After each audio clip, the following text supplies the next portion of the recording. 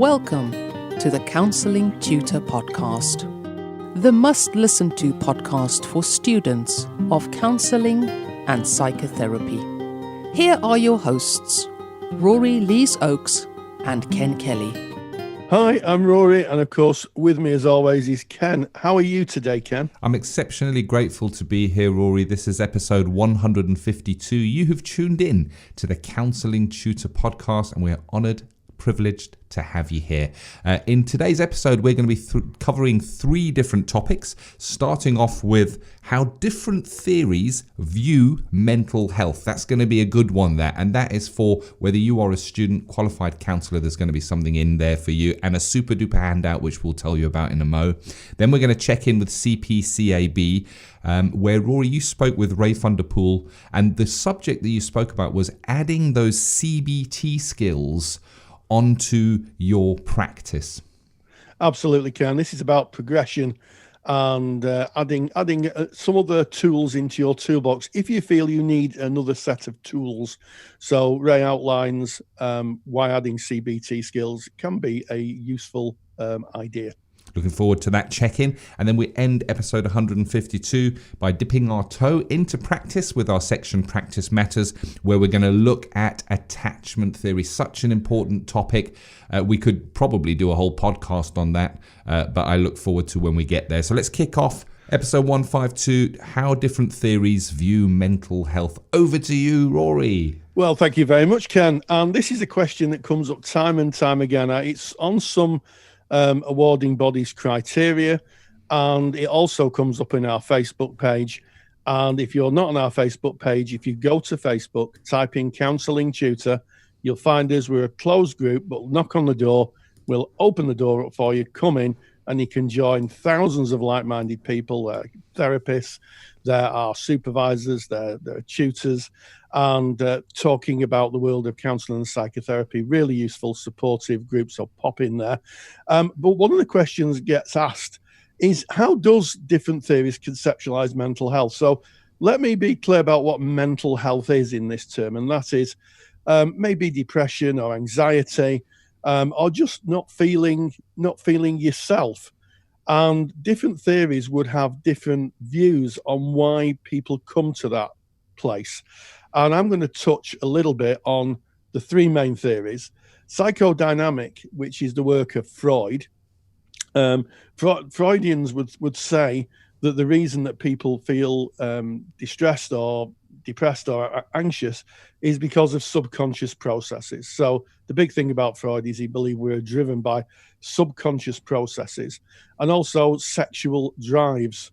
That part of our development was drive theory. He did a big piece on psychosexual developments in children, and he believed that any difficulty we had was because our subconscious was driving us in that direction. And part of therapy was to unlock the subconscious, to be analysed, if you like, so that we could understand our own processes. So that is a very brief overview of psychodynamic. It's in contrast, really, to person-centered therapy that says that we get distressed because of incongruence. In other words, who we are and who we show to the world are at odds. And there's a bit of a collision or a bit of a bump with that.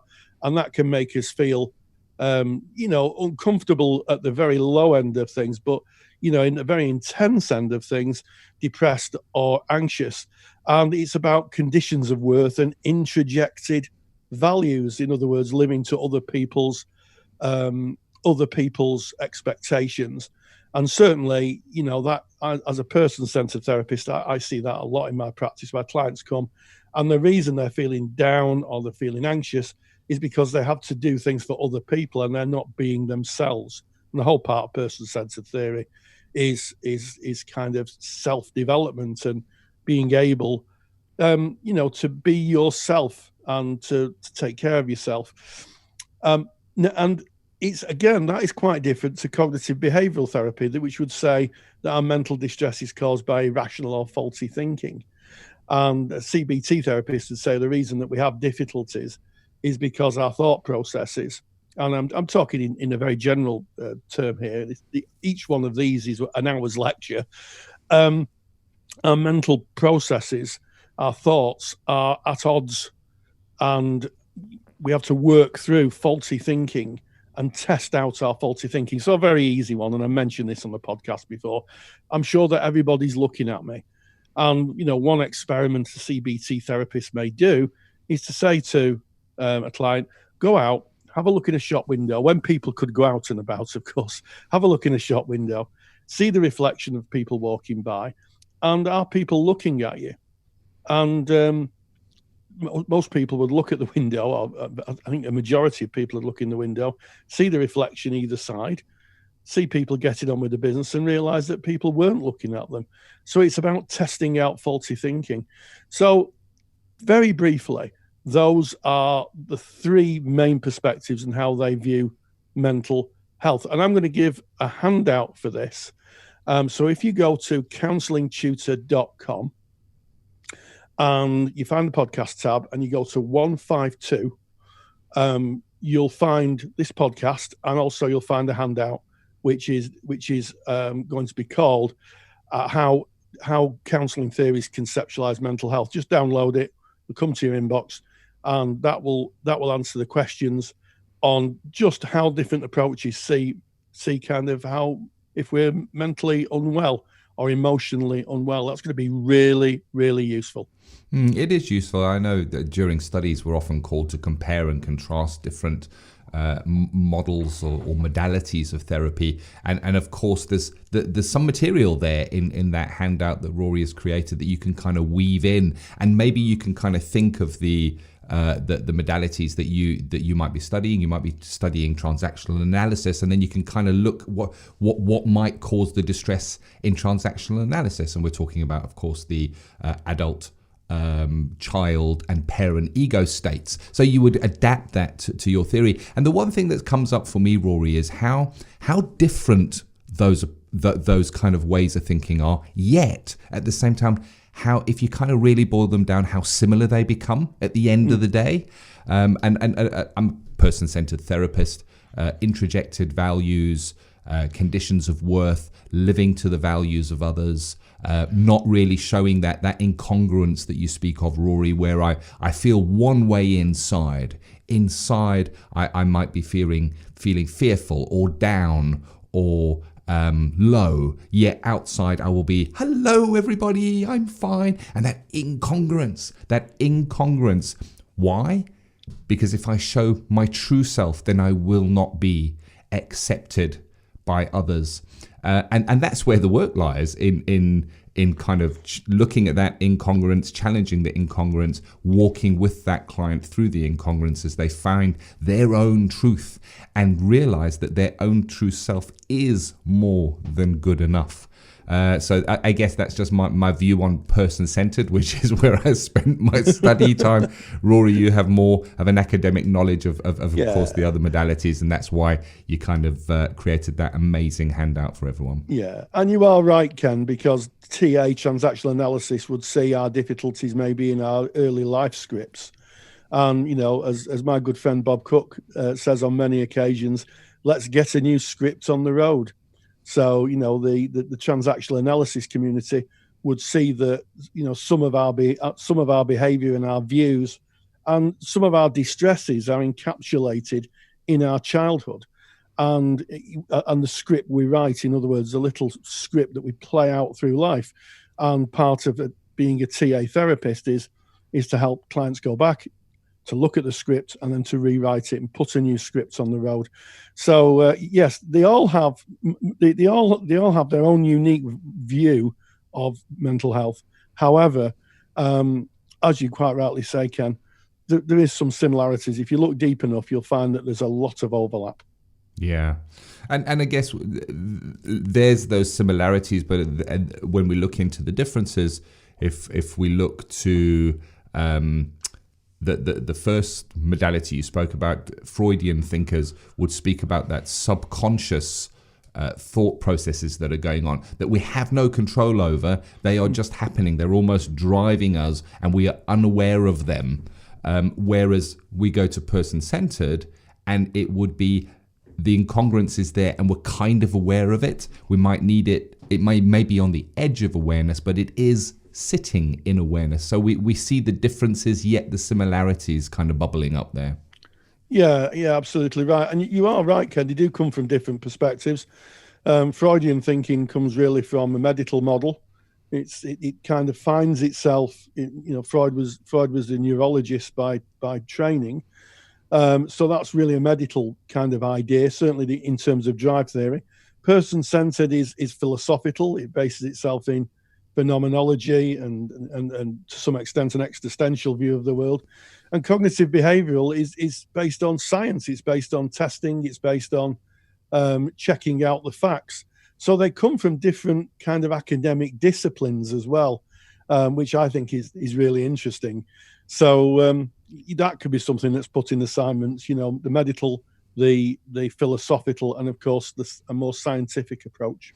So interesting, isn't it? The study, the continued study, I guess, of the human condition, from philosophy into science, into, I guess, at some stages, conjecture of what that may be. And we're learning more and more, and the research is showing us more and more. What's interesting is the link between our first topic, which is kind of looking at those different models, and we're looking at the differences, the similarities, speaking about that. And we're now going into kind of our check-in with CPCAB, where Ray spoke with you about kind of adding CBT, which you've mentioned now, that kind of more scientific approach to your base modality, which might be person-centered. And it's interesting how they can work together if used correctly, if the study is done correctly in service of the client. So you checked in with CPCAB, you spoke with Ray. What came out of that? Well, as we'll hear, Ray talks about adding another string to your bow. Those are his words, and those are my words, not his. But yes, CBT is a recognized model of therapy, and some therapists like to have a different model. Remember, as I've always said, it's best fit for clients, and some clients may better fit a CBT approach.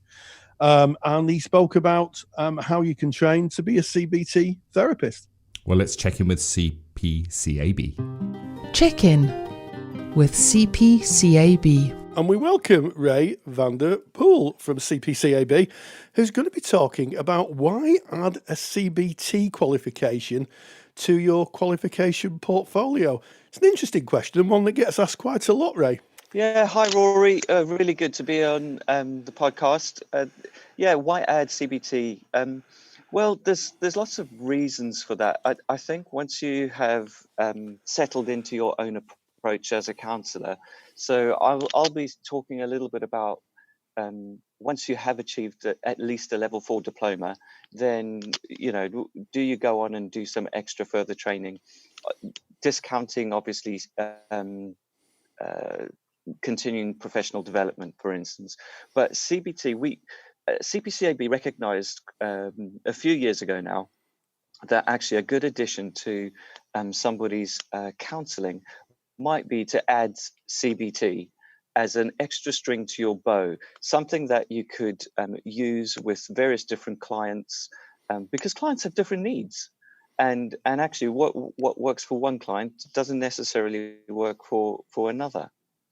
So I think CBT, it's nice recognized. So if you were looking for employment within, for example, the NHS, then it would be a good string to your bow. It would be another reason why you might be successful in that interview process. Yeah, I think you make a really good point that one size of therapy doesn't fit all clients, and some clients may come with CBT-shaped issues that specifically would be better worked on. They're not phenomenological issues, things like maybe anxiety or phobias or fears of doing something. And CBT can be an incredibly effective intervention for that. Yeah, and I think actually now that you've said that integration into your own approach, the qualification that CBT have designed is a qualification that puts CBT into your current practice. So this is about how do I integrate CBT into my practice. We're just about to release a new CBT DVD alongside that would sit alongside the qualification.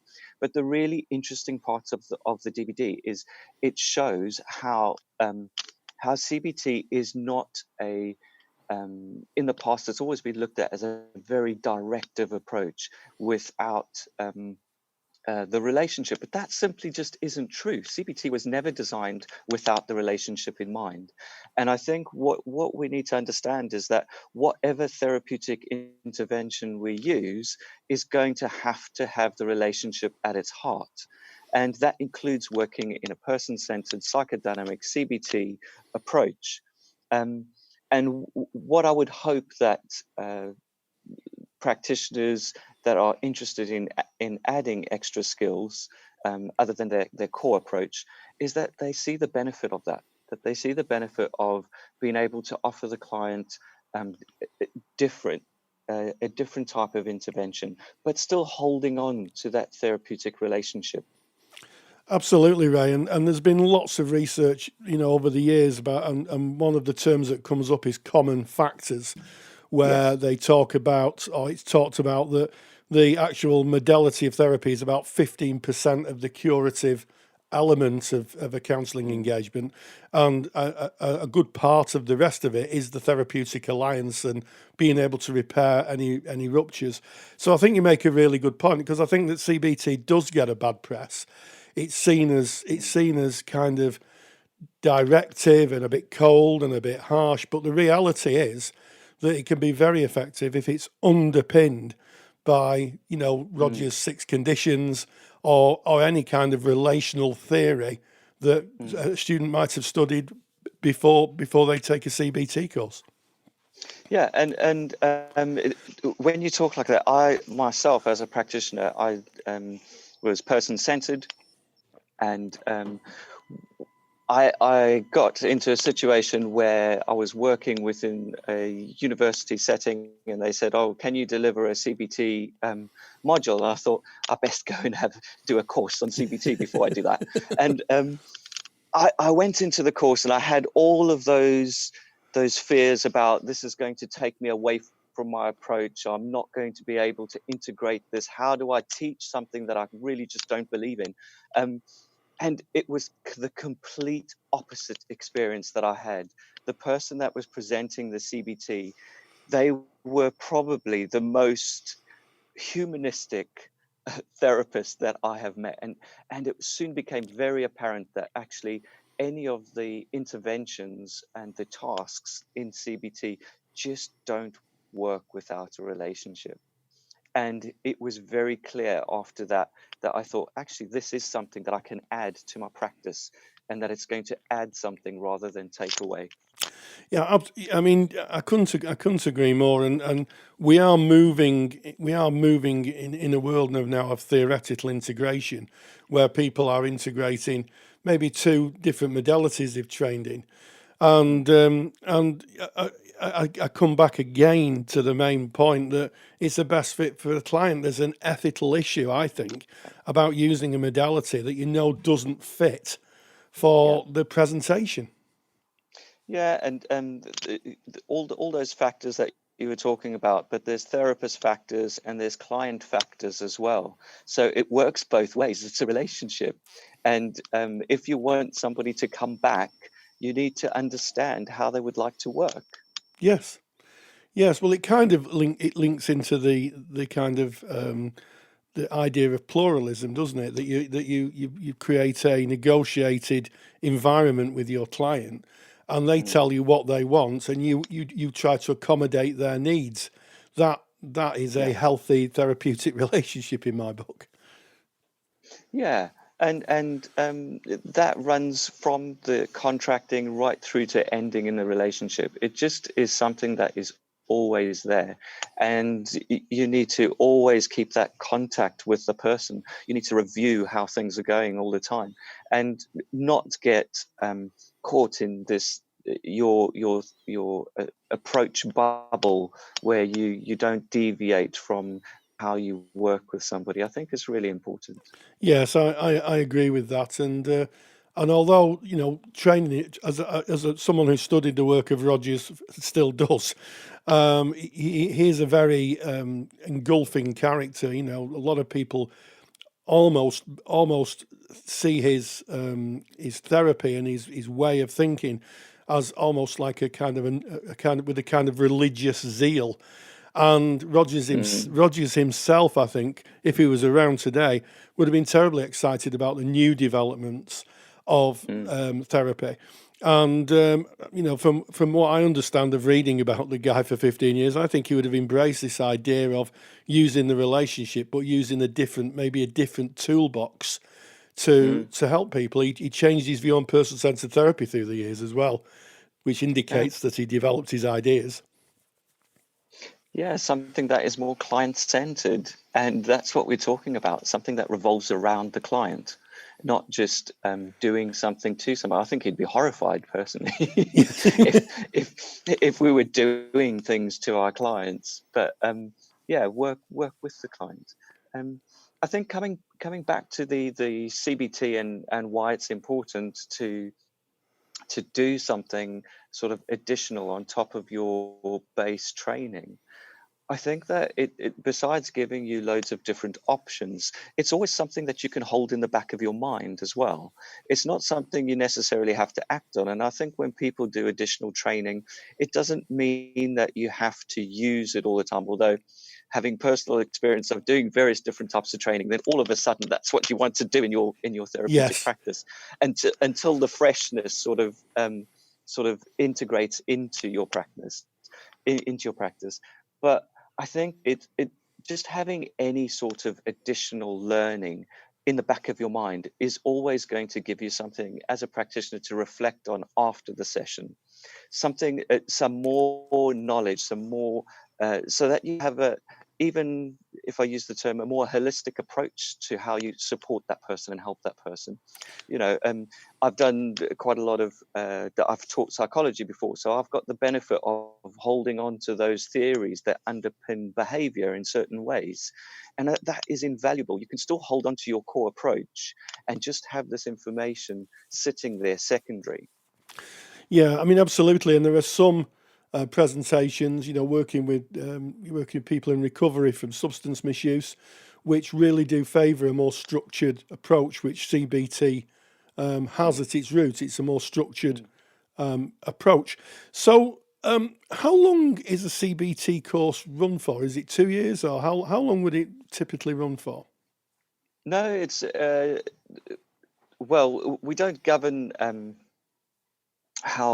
how long a provider will actually do the course for, but it's 120 guided learning hours, and the total qualification time is 388 hours, and that is normally done over the space of a year or maybe 2 years, but it shouldn't really be longer than that. It is an additional course so it's not going to be the same as your level 4 diploma, which is generally 2 years part-time. So the course is designed to help you integrate CBT into your practice, but also to give you the foundations of CBT as well. So you have a really good understanding about how cognitively you can work with somebody, how behaviorally you can work with somebody.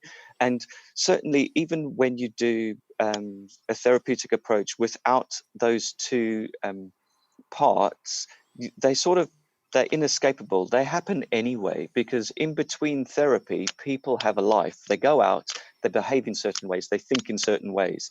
What CBT does is it supports somebody in having a plan to test things out, essentially. So you might have, if somebody had a social phobia, you might test out ways of thinking while you're in that situation, or you might, stretch those boundaries of how comfortable you feel in that situation. And that would happen in normal person-centered therapy in the form of maybe socialization, mediation, something like that. But this is a more structured way. I'll never forget. I've just thought of something. I'll share something with you. The trainer in the first CBT course that I did, he said that he had this client that was convinced that that people in the forces hated him, and he was from the forces himself, but he just had this belief, and I think CBT is very good at managing and tackling beliefs, and he had to do a behavioral experiment. This was part of his homework, and the person went with him into a town centre that was that had a lot of service people that lived there. And he gave him a clipboard and he said, okay, so go up to the complete strangers and ask them questions around what they think of you and if they've been in the forces before. And it became so apparent that as the day was going on, this person's belief was physically changing in front of the therapist's eyes, because he was beginning to understand that his reality in his mind was not the reality that he was experiencing. And I think that is hugely beneficial for people, is once you get in that situation where you're gently challenged on your beliefs around what you feel is happening or what you think is happening and what is actually happening, that is just so powerful. I totally agree, and reality testing is a big part of CBT. I remember from my own practice when I was a school counsellor, having a client who believed everybody was looking at them.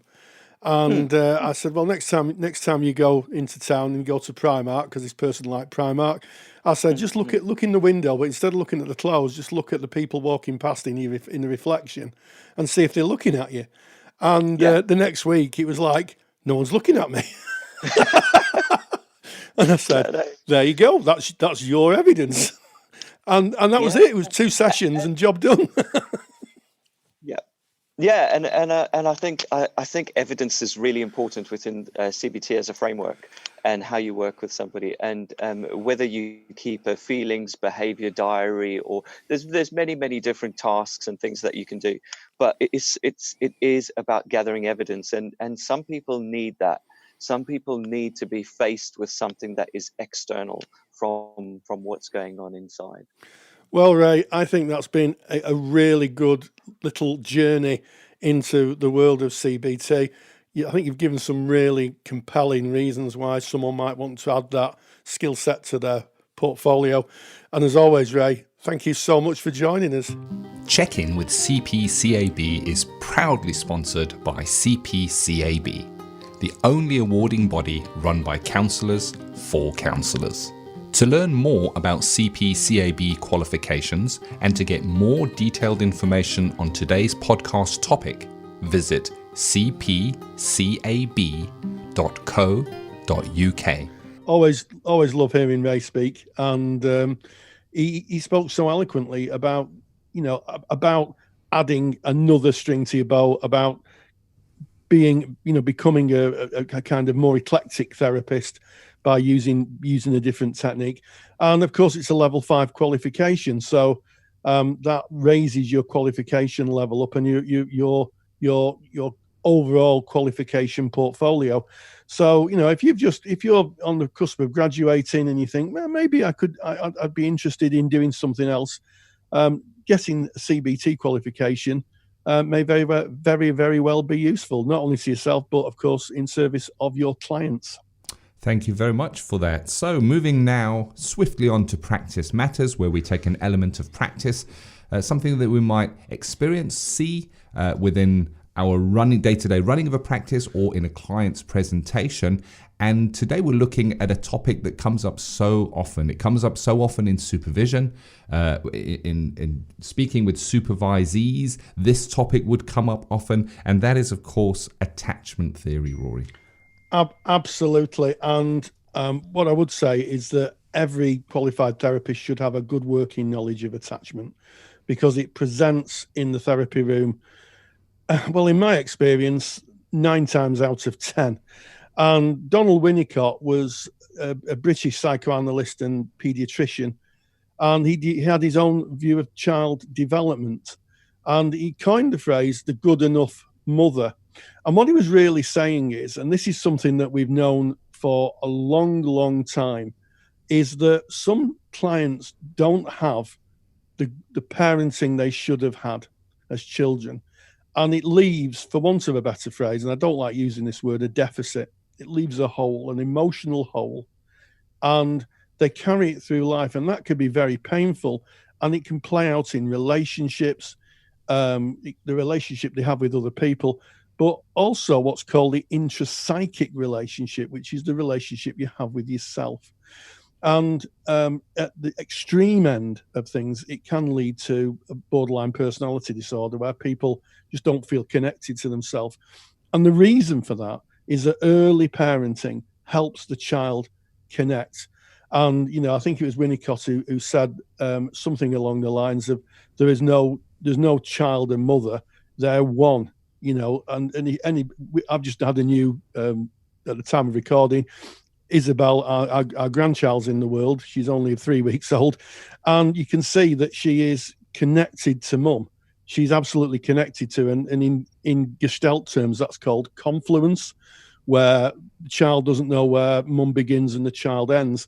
And as part of developing the child's personality and ego is about allowing them to make mistakes and allowing them to kind of be frustrated. Children are frustrated, and for the parent to be a consistent object.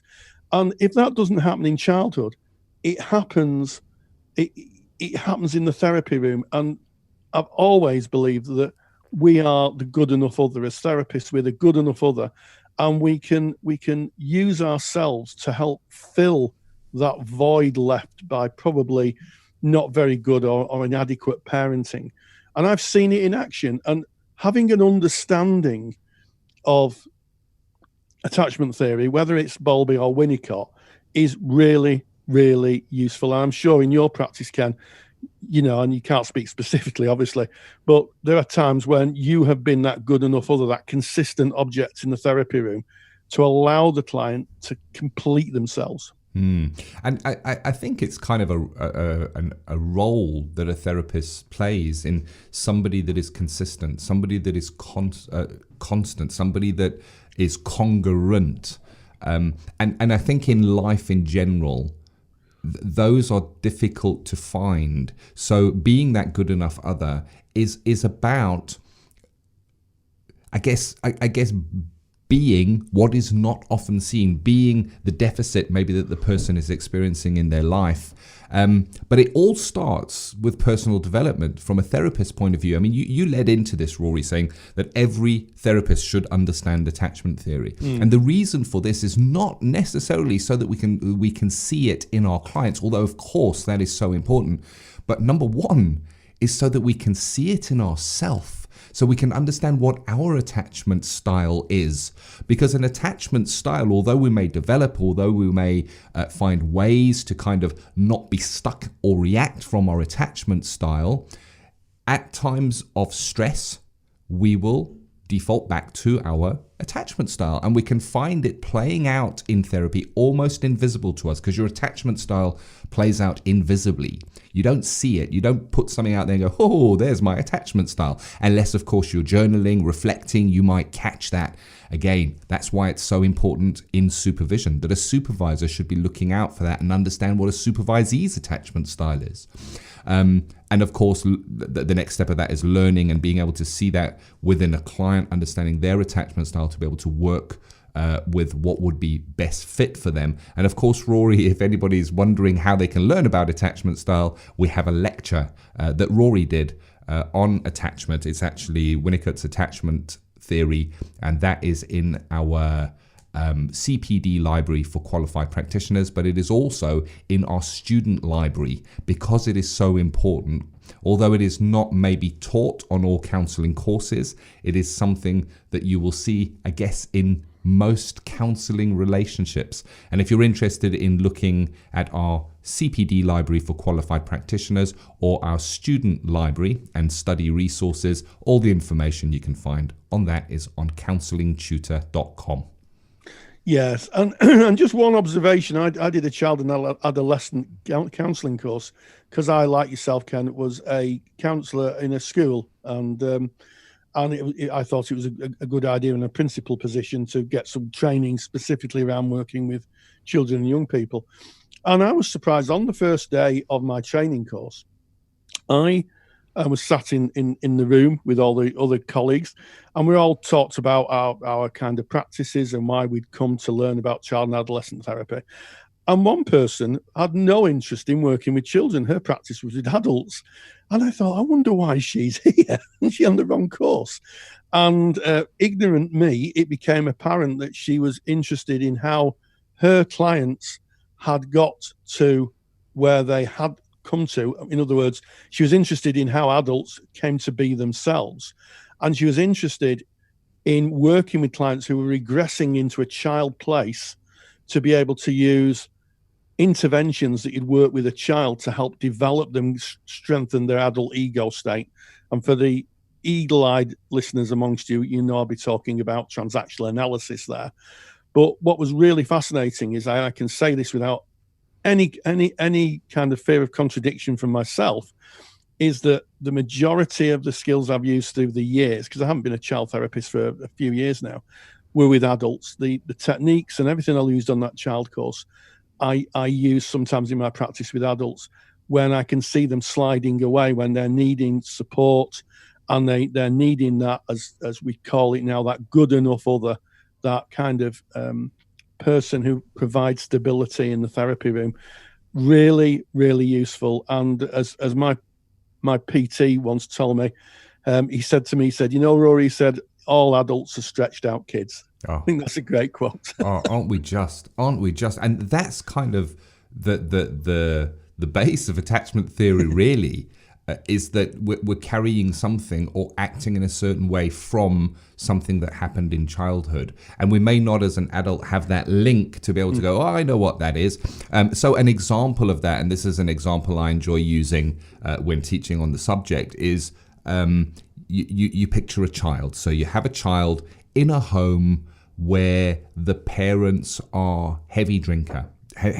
We'll use the word alcoholics for this this example, and the child witnesses fighting and distress within the home. Promises are made to the child: we will be home at such a time. And then the child standing at the window looking out, wondering where the parents are coming home. It's now gone past the time, and the promise has not been fulfilled. They didn't come home at the time that they said. So all of these experiences, the child needs to survive. The child needs to adapt coping mechanisms that is going to get the child through these difficult, traumatic experiences.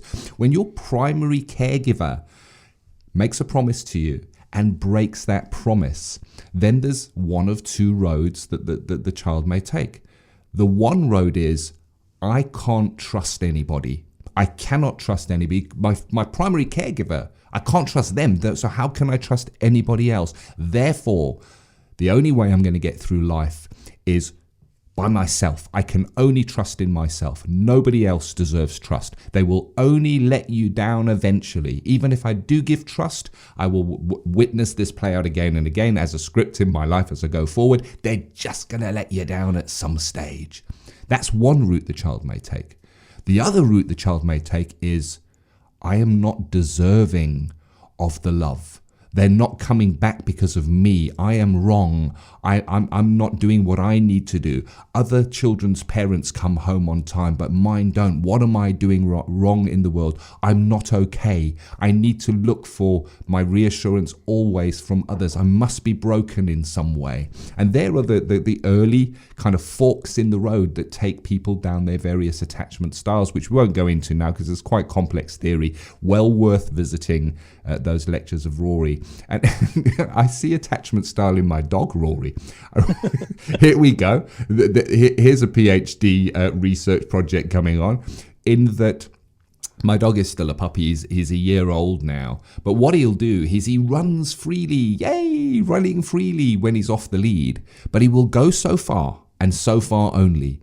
and then he won't feel comfortable anymore. He needs to stop. He needs to look around and see where I am. And there's almost like an invisible string that he will only go to a certain distance. This is a form of attachment. He doesn't feel comfortable going further than that. When you look to attachment theory, you'll see how that kind of works its way in there. Yeah, absolutely. And I think it's a must-have. I used to teach attachment on the courses that I taught, even though it wasn't in the syllabus. I seem to remember I used to teach it. We used to be able to get it in somewhere. But it's really important, and it presents in the therapy room.